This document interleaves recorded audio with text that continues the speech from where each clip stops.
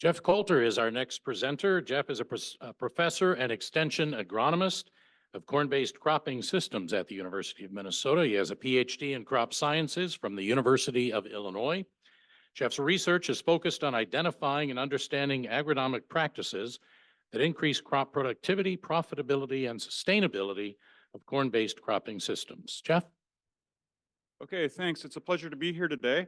And I'm going to be talking about mid-season application of nitrogen and sulfur for corn. So to give you a little bit of background, corn grain yield is a function of kernel weight and kernel number. So how many kernels are we harvesting and what is the size of those kernels? And half of that total kernel weight is accumulated during the dough and dent stages from mid-August through about mid to late September. And the weather conditions and other growing conditions can have a big impact on the kernel size. So if we're experiencing drought conditions, we could have small kernels, and it may take 90,000 kernels just to make a bushel. But if we have very good conditions for grain fillings, abundant moisture, sufficient nutrients, we could have large kernels, and it may only take 70,000 kernels to produce a bushel. And those differences can translate into big yield swings. So if we know how many kernels per bushel it takes, we can calculate the yield, as long as we know ears per acre, number of rows per ear, and kernels per row. So we can calculate some yields making some different assumptions. We can assume that we have 33,000 ears per acre, a standard 16 rows per ear, and a standard 35 kernels per row. And if we have those with either 70,000 kernels per bushel or 90,000 kernels per bushel, we can compare the yields. So if we have good grain filling conditions and large kernels, where we have 70,000 kernels per bushel, we would have a calculated yield of 264 bushels an acre. On the other hand, if we have dry conditions during grain filling and we have small kernels and it takes 90,000 kernels to produce a bushel, now our calculated yield would only be 205 bushels an acre. So that's a yield swing of 59 bushels an acre just due to differences in grain filling conditions. There's few agronomic practices that are going to have such a large swing on yield. So this really drives home how important that grain filling period is and trying to think more about that as we manage the crop for higher yields. So if we want to have large kernels and achieve those higher yields during the grain filling period, we can think about things that enhance crop productivity. So things like maintaining a high rate of crop canopy photosynthesis over a longer period of time. That can lead to larger kernels, such as by use of a longer maturity hybrid.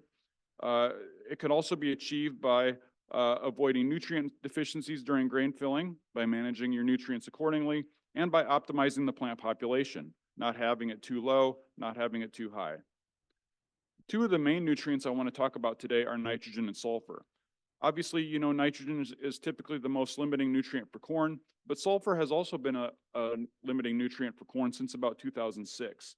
And higher rates of sulfur fertilization are sometimes suggested when corn follows corn. Many farmers apply all of their nitrogen and sulfur pre-plant, but that's nearly 4 months before the start of the kernel dough stage. And if we have conditions that favor nitrogen and sulfur losses before the dough stage, that can lead to nutrient deficiencies during grain filling and smaller kernels than what would be ideal. A few years ago, the 360 Y-drop system came out, and this allows liquid fertilizers to be banded on the soil on both sides of the corn rows. And when we install that on a high clearance applicator, that allows nitrogen and sulfur to be applied mid-season for greater synchrony between the time of nutrient application and the corn uptake of those nutrients. Some researchers have suggested that late split nitrogen applications for corn may be an optimal approach for managing nitrogen to make sure that some of that is there during the grain filling period so that we can get those larger kernels. And with this late nitrogen split application approach, they're suggesting that the majority of the N go on at pre-plant or early in the season, and then the remainder amount goes on during the late vegetative stages. There's been some work done in Indiana and also in Minnesota, and it's been shown that these late split nitrogen applications for corn often increase the corn uptake of nitrogen and the fertilizer nitrogen recovery efficiency of the corn, but they only sometimes boost the grain yield compared to applying all of the nitrogen pre-plant. In addition, some crop advisors recommend late split nitrogen applications, and some also are recommending additional sulfur with that last N application. We looked at some of the research and looked at the nitrogen uptake curves and also the sulfur uptake curves for corn and tried to think about when might be the optimum time for that late N application if we're doing this late split N approach. And we concluded that V14 may be the optimal time for applying that last amount of N and the extra sulfur. That V14 stage is about 11 days before tasseling. And at this time, at the V14 stage, 42% of the N and 75% of the sulfur has yet to be taken up. And because the sulfur uptake is delayed compared to corn, if we have loss of nitrogen and sulfur before V14, if we applied all of it pre-plant, that may be especially problematic for sulfur because 75% of the sulfur is taken up after V14 compared to just 42% of the nitrogen.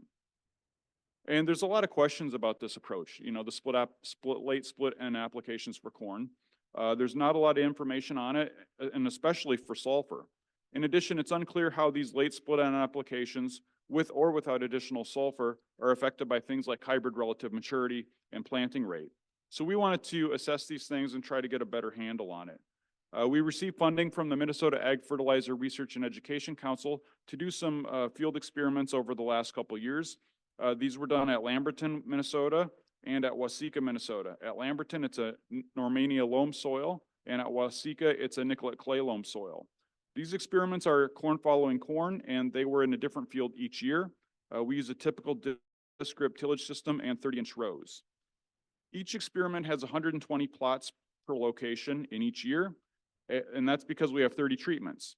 These represent 3 hybrids, each planted at 2 different planting rates, and then that combination of 3 hybrids by 2 planting rates, all of those receive 5 different fertilizer treatments, and those are all replicated 4 times at each location. This lists the treatments that we've been testing. We've chose 3 different corn hybrids of differing relative maturity. We tried to get the range of hybrid relative maturities that growers in this region may plant. We have 100, 104, and 108 relative maturity hybrid. We chose 2 different planting rates, a 34,000, which is kind of your low to normal planting rate for continuous corn, and then 38,000, which is a high planting rate for continuous corn. And then we have 5 different fertilizer treatments. And these include a non-nitrogen fertilized control and a non-sulfur fertilized control for a calculation of things like corn recovery and use efficiencies of nitrogen and sulfur fertilizers. So this lists the 5 different fertilizer treatments that we're testing. The PP abbreviation represents pre-plant. So our standard treatment, based on talking with ag professionals about what farmers typically use for high yield continuous corn, would be 240 pounds of N per acre plus 25 pounds of sulfur per acre pre-plant. We assumed that was our standard practice. That's our first treatment. Our second treatment is the same as the first one, except now we're taking 40 pounds of the total N rate and we're applying that at the V14 stage. The third treatment is the same as the second treatment, except now we're adding in an additional 10 pounds of sulfur per acre at the V14 stage. The fourth treatment has 240 pounds of N applied pre-plant, but no sulfur. And the fifth treatment has 25 pounds of sulfur per acre pre-plant, but no nitrogen. So from a practical standpoint, these first 3 treatments are really the only ones that, you know, farmers are really going to be real interested in. These last 2 treatments are more academic and for calculation of nutrient use efficiencies. The pre-plant fertilizers that we used, the nitrogen source was urea and the sulfur source was gypsum. We chose to use gypsum because that sulfur source does not contain any nitrogen, so then we don't have a problem with applying nitrogen in the no nitrogen control treatment when we're also trying to apply sulfur to it. And these were broadcast before spring tillage, and this was done soon before planting. So the fertilizer didn't sit out there a long time before the planting. It was quite close to the planting time. The V14 fertilizers, the nitrogen source was 28% nitrogen, and the sulfur source was ammonium thiosulfate. And that ammonium thiosulfate contains some nitrogen. So in the treatment where we applied both nitrogen and sulfur at the V14 stage, the sulfur was applied using the ammonium thiosulfate, and then we had to back down a little bit the rate of the 28% nitrogen so that the total nitrogen rate was 40 pounds and not more.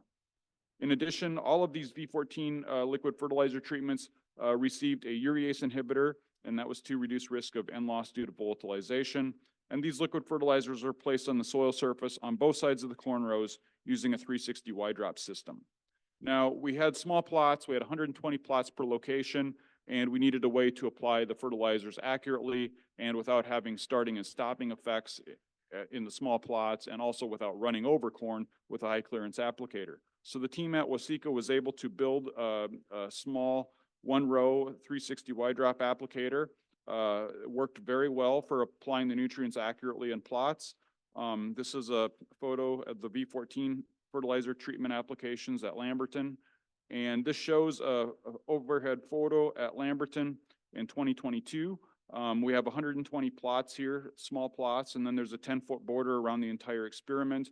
And here in early September, 2022 was a drought year, and we see that by that date, we're seeing differences in senescence throughout the study due to differences in the hybrid relative maturity, the fertilizer treatments, and the planting rates.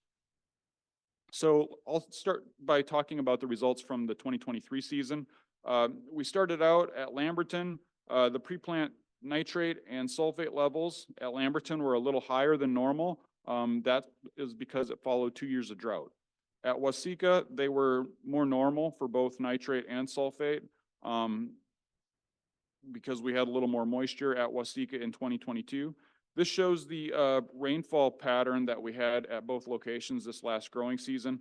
The bottom line is that mid-May was very wet, and then it turned dry. And it was especially dry at Lamberton, where the total rainfall from May through September was only 13.6 inches. And at Waseca, it was a little better. It was 15.2 inches, but we didn't have quite the extremes that we had at Lamberton. And I'll go into this a little bit in a little more detail here on these slides. This shows our Lamberton location. In mid-May, we had a lot of rainfall, and then we planted on May 24, and our fertilizer was applied just before that, so it wasn't sitting out there susceptible to loss when these heavy rain events came. And then it turned quite dry, in July at Lamberton, and that contributed to low yields. We did our V14 fertilizer applications on July 18th, but we really didn't have any appreciable rainfall until about, August 8th or so. So that that V14 fertilizer that was applied at Lamberton was likely sitting near the soil surface up until about July 8th or August 8th. So it had to wait, maybe 20 days, 15 days or so before the corn was really able to access it. If we look at Waseca, kind of a similar trend where we had a lot of rainfall in mid-May. We planted and fertilized around May 22nd, and then it remained dry, but we did have a lot of soil moisture available from the heavy May rains.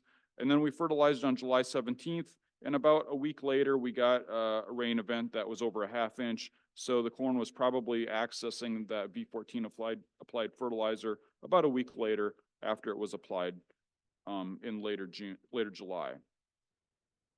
This shows the pictures of the corn at Lamberton, and basically we see that these two photos are for the same hybrid, the same planting rate, and the treatment on the left had no sulfur applied, and the treatment at the right had pre-plant sulfur applied. So that was the only difference. They both had nitrogen, one just lacked sulfur, and one did have sulfur. And without sulfur at Lamberton, we see pretty strong sulfur deficiency symptoms on the corn. At Lamberton, though, at Waseca, we didn't quite see as strong of sulfur deficiency symptoms, only mild symptoms on the upper leaves, and really no visible symptoms when pre-plant sulfur was applied. One of the things we did measure, we took leaf samples at the V14 stage just before we applied the V14 fertilizer treatments, because we wanted to see, if we could detect nutrient deficiencies through leaf samples prior to the V14 applications, just try to see if there was a relationship. So I'll show a few slides like this, but basically what I'm showing is on the left-hand side, this lists the 5 fertilizer treatments. And then I'll show the results for a given variable. So this is at the Lamberton location, and at Lamberton I'm showing leaf nitrogen level in this column. The next column is the leaf sulfur level. The same for Waseca.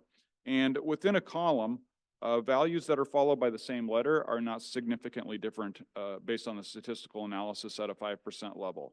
And I highlighted the cells that had the highest value based on the statistical analysis, just for kind of easy interpretation. And basically what we see is that at Lamberton, this past growing season, the highest leaf nitrogen concentration occurred in the treatment that had all of the nitrogen applied pre-plant, which is not unexpected. And that for leaf sulfur concentration, we see that in the plot that had, or the treatment that had no sulfur applied, and in the treatment that had no nitrogen applied, the leaf sulfur levels were lower. At Waseca, though, where we didn't see the strong visual symptoms of sulfur deficiency at the V14 stage, basically it was showing that the leaf sulfur levels were similar between the plots that had no sulfur applied versus the plots that did have sulfur applied. And also at Waseca, there was no differences in leaf nitrogen concentration among the different treatments, except for the treatment that had no nitrogen applied. So the bottom line is that basically the leaf sampling confirmed what we saw visually and took photos of, particularly for the sulfur. And we did not find any differences in leaf tissue concentration levels among the different hybrids or between the two planting rates. So let's move to grain yield, the thing that we're most interested in. Basically, these results are averaged over the three hybrids and also averaged over the two planting rates because the results were consistent among those factors. At Lamberton, we had low yields. It was a very dry year. This was continuous corn, and the yield levels were quite low. The highest was 141, but that wasn't statistically different from the other two treatments that received full rates of nitrogen and sulfur. But we did see a yield reduction in the control plots that either lacked nitrogen or lacked sulfur. At Waseca, we had better yields, but they were still probably a good 10 to 15% below what we would normally like to see.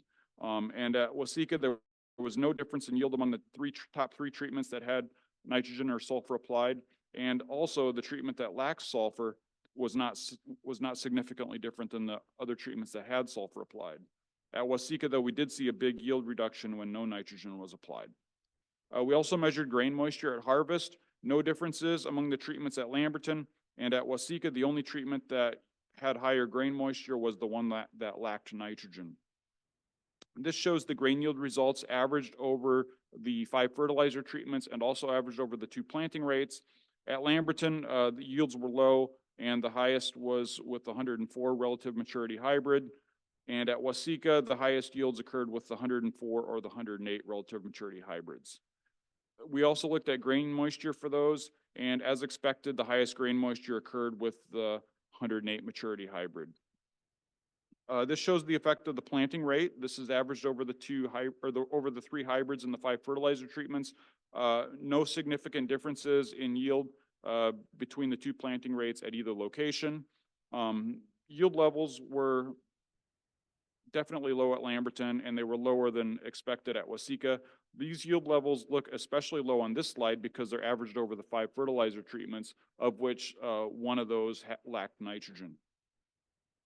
And this shows the grain moisture effect for the 2 planting rates. Basically no difference in grain moisture between the 2 planting rates at either location. Basically the bottom line from what we saw this last growing season, it was wet during the first half of May before the pre-plant fertilization and planting, then it turned dry. We saw sulfur deficiency symptoms at Lamberton, more so than at Waseca in the 0 sulfur control plots, and the tissue testing confirmed this. So did the grain yields. The average yields for plots receiving a full rate of nitrogen and sulfur were very low at Lamberton, and they were below average at Waseca. There was no yield advantage due to split application of nitrogen or to extra sulfur at either location. No benefit to the higher planting rate, and the responses to the fertilizer treatments were fairly consistent across the hybrids and planting rates. So we also did the study in 2022, so I'll show the results from that year as well. 2022 was very dry at Lamberton, only 13 inches of rain, very dry in June and July and in August. At Waseca, we had abundant rainfall. It was well distributed, except in September when it was dry. So it was basically a perfect growing season, kind of, at Waseca. At Lamberton, this shows kind of the distribution of precipitation in 2022. We planted on May 23, which is late, but it was a very wet in May. And we applied our pre-plant fertilizer right before that, so it wasn't sitting out there for a long time. We did get some nice rainfall shortly after planting, so that pre-plant fertilizer should have been quite available to the crop. We applied the V14 treatments on July 22, and probably about a week later, we got about a 1/4 inch of rain. So that should have moved some of that V14 fertilizer into the soil. And then we got some nice rainfall amounts around August 10, just like we did in this year. And by that time, the corn should have been able to access that V14 applied fertilizers. At Waseca in 2022, kind of a similar story in that it was kind of wet and we planted a little later. You know, we had a lot of rainfall events in 2022. We fertilized on July 19th, and then we got 2.5 inches of rain shortly after that. So that V14 fertilizer should have definitely been available to that corn shortly after application. At Waseca in 2022, it was, you know, kind of flipped results from 2023 in terms of what we were able to see in terms of sulfur deficiency symptoms. This is at the V5 stage at Waseca. In the plot with no sulfur, we see sulfur deficiency symptoms. In the plots with sulfur applied, we don't see any sulfur deficiency symptoms. That's the same hybrid, same planting rate. We took leaf tissue samples, and surprisingly, by the V14 stage, we weren't able to detect differences in leaf sulfur levels at Waseca for the treatment that had no sulfur applied, even though we were able to take pictures of it and see it visually at the V5 stage. So it appears that the plant kind of grew out of it by the V14 stage. Let's move to grain yield. At Lamberton, it was a dry year, and it followed a drought year as well.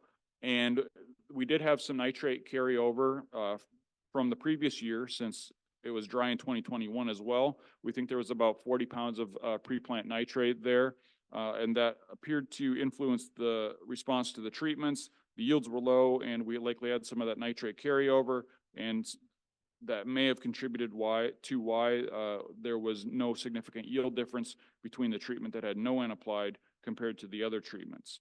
At Waseca, we had very good yields, upwards of 240 bushels an acre, and there was no significant difference among the treatments that received full rates of nitrogen and sulfur. Additionally, the treatment that showed sulfur deficiency symptoms at V5 grew out of it somewhat by V14, and by the time we harvested the grain, there was no significant differences in yield.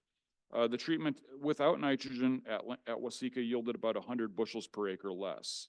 This shows the grain moisture levels. Basically at Lamberton, no difference in grain moisture among hybrids or among treatments, but at Waseca, the treatment with no nitrogen applied had higher grain moisture levels, just like it did in 2023. This shows the effect of the hybrid relative maturities averaged over the other factors. At Lamberton, where there was no low yields, no significant differences among hybrids. At Waseca, no significant difference between the 100 and the 108 maturity hybrids.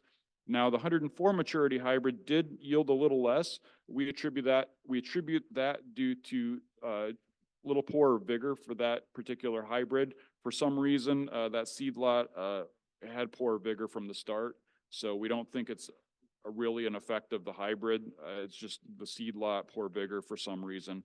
But anyways, it appears that hybrid relative maturity wasn't having a big effect in 2022. We looked at the grain moisture as well, and as expected, the longer maturity hybrid had higher grain moisture, just like it did in 2023. This shows the effect of the planting rate. So this is averaged over the other factors, including the treatments that had no nitrogen applied, and no significant difference in yield at Lamberton or at Waseca between the two planting rates. So now we've tested in both 2022 and 2023 under a range of yield levels. At Waseca, we had yields up to 240. In 2022, they were around 200 bushels an acre in 2023. At Lamberton, we had 2 years of low yields, and out of all of these tests, no difference in yield between the 34 or the 38,000 seeds per acre, and no differences in grain moisture as well. So some conclusions from 2022, we had sulfur deficiency symptoms visible at Waseca at V5 when no sulfur was applied, but by the V14 stage, it seemed to have grown out of it, and no differences by the time we harvested the grain. It was exceptionally dry, and we had low yields at Lamberton in 2022, and that combined with following a drought year and nitrate carryover likely led to no significant differences due to the fertilizer treatments on grain yield in 2022. But at Waseca, we had good yields, we had adequate and well-distributed rainfall that likely limited nutrient losses while favoring mineralization of nutrients from the soil organic matter. And that may have limited corn response to the fertilizer treatments as well. Again, in 2022, there was no advantage due to the split application of nitrogen or extra sulfur at either location. And those results were consistent among hybrids and planting rates. So that we found that 2 years in a row at both locations. And limited effects of hybrid relative maturity and no advantage to the higher planting rate. So that's kind of an overview of our study. We plan to conduct it one more year here and hope to get a more normal growing season to kind of fill in some of the gaps here. But that's kind of everything I have today, and I'd be happy to take any questions. Okay, first question is, if you apply nitrogen late in the season, do you get enough rain to move it in the root zone when the crop needs it? Any concerns with volatilization loss?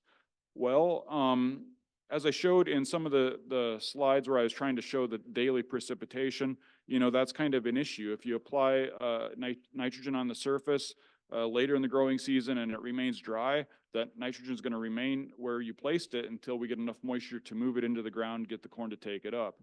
Usually we say like a 1/4 inch to move it in the ground, but you're going to need even more than that for the corn to really be taking it up and utilizing it fully.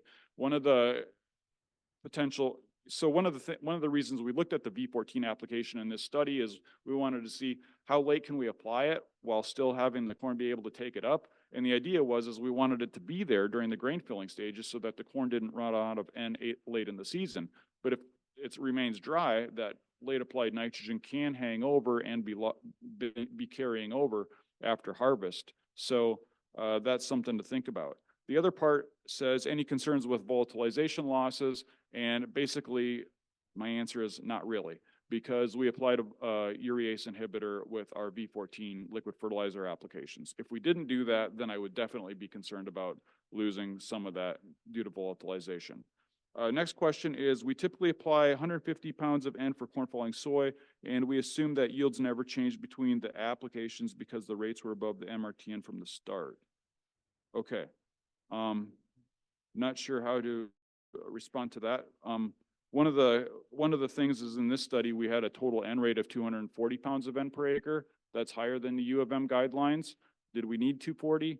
Probably not. Maybe we could have got by with something closer to 200 or to 220. But we talked with the ag professionals and they were suggesting we need to use the higher rate, as that's common with what growers are using for high yield continuous corn. Next question from Dan is Y drop a better practice than just dribbling between the rows? It appears it still took rain to move the in-season Y drop in versus stem water as been promoted. Yeah, so by the V14 stage, the roots are definitely, you know, throughout the soil profile. Even by the V6 stage, when the plant is small, the roots are accessing to the center of the row. You know, it's applying closer to the plant probably may have some benefit, particularly if it's dry and we're relying on this moisture to move it in. The comment about stem water, moving that nitrogen into the soil, you know, I think that's questionable. I don't know if there's hard research to promote that. I think there's definitely an effect, but is it measurable? Is it statistically significant? I don't know. Obviously, applying it closer to the plant seems like it would help it, but I don't know that we have hard evidence to really say that it does. The other question is, why didn't you do more of a 50-50 split? Well, because if we apply a lot of the nitrogen at V14, we were concerned that a lot of it would be left over. If we look at the N uptake curves for corn, I think it was like 65% of the nitrogen or something is taken up by V14. So we wanted to get a lot of it applied up front and then put on a smaller amount at V14. That's kind of how we did it based on some of the previous work. Yeah, we just were trying to apply a smaller amount at V14 so that it would be there during grain filling. If we apply too much at V14, we thought it'd just hang around and be residual that could be hanging around over the winter. The next question is, Could the lack of differences be due to too high levels of pre-plant nitrogen and sulfur? Yes, they could be. The total pre-plant or total rates of nitrogen and sulfur were 240 pounds of nitrogen and 25 pounds of sulfur. If those rates would have been more conservative, then we may have gotten more of the benefit due to the split application. Next question is what is the nitrogen to sulfur ratio for corn? I don't know. Basically, we applied 240 for corn and 25 pounds of sulfur for the corn. The next question is did relative maturity or population have any impact that was when zero N rate wasn't not included in the analysis? I did not particularly pull it out and rerun it, but I do not think it did. It was very, the p-value for that interaction was very high. The final question is did you notice any differences in zinc between the locations of treatments on the tissue test? That's a good question, and I don't remember. I don't think there were differences in zinc. But I can look it up. If you really want to know, you could email me and I could look it up and reply to you. So thank you very much.